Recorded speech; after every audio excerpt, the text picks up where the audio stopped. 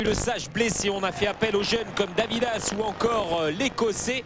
Et on retrouve Daniel Morera ici du côté lensois avec ce centre. Il y a Keita qui place sa tête. Le ballon qui est écarté par le Talek. La récupération de Lachor pour les Lensois. Lachor, le centre. Et attention à la volée de Sibierski. Elle était puissante, mais elle termine dans le petit filet de Alexander Wenzel.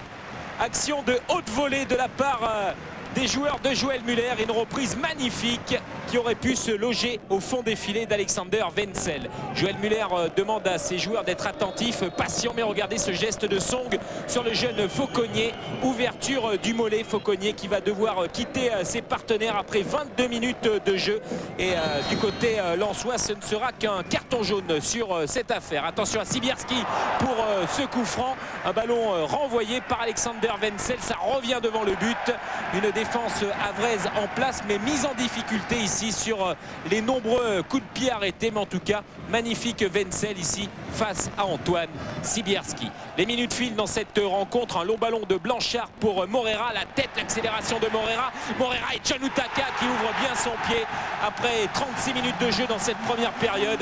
C'est bien Lens qui mène 1-0 face au Havre. 5e but de la saison pour John Utaka après cette très belle ouverture de Jocelyn Blanchard. Morera, lui, en est à 3 passes décisives depuis le début de la saison. Une ouverture du score plutôt méritée, malgré des Havrais vaillants, des Havrais bien en place. Lens mène au score donc sur cette marque de 1-0 face au Havre. Au retour des vestiaires, on retrouve Fauconnier qui vient prendre place sur le banc havrais. On lui posera des points de suture à l'hôpital du Havre demain.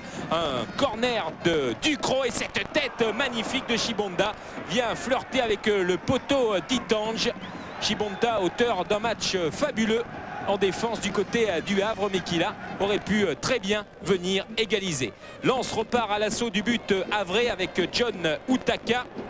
Utaka qui est accroché, qui résiste ici, qui s'infiltre, le 1-2 avec Corridon, le centre et Chibonda dont nous parlions il y a quelques instants vient faire échec ici à Keita, présent devant la cage de Wenzel. Un coup franc qui vient pas très loin de la cage de Wenzel. Il est signé Keita.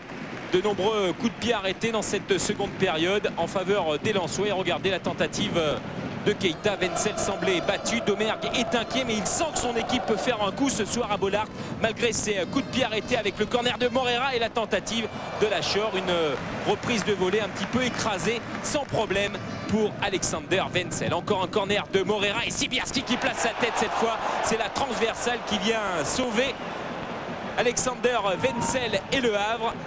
Le Havre qui a obtenu quand même de bons résultats à l'extérieur. 2 victoires, 5 nuls pour 2 défaites.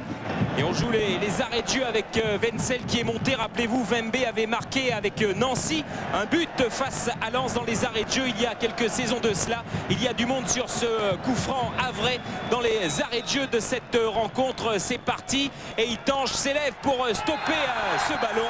Les 3 points, c'est l'essentiel ce soir pour les Lensois. C'est fait parce que c'est une équipe du Havre qui à l'extérieur est extrêmement performante puisqu'elle n'a été battue que 2 fois. Elle restait sur 2 victoires et bon, nous on a beaucoup donné depuis quelques mois. Il nous fallait prendre 3 points pour rester à distance des premiers.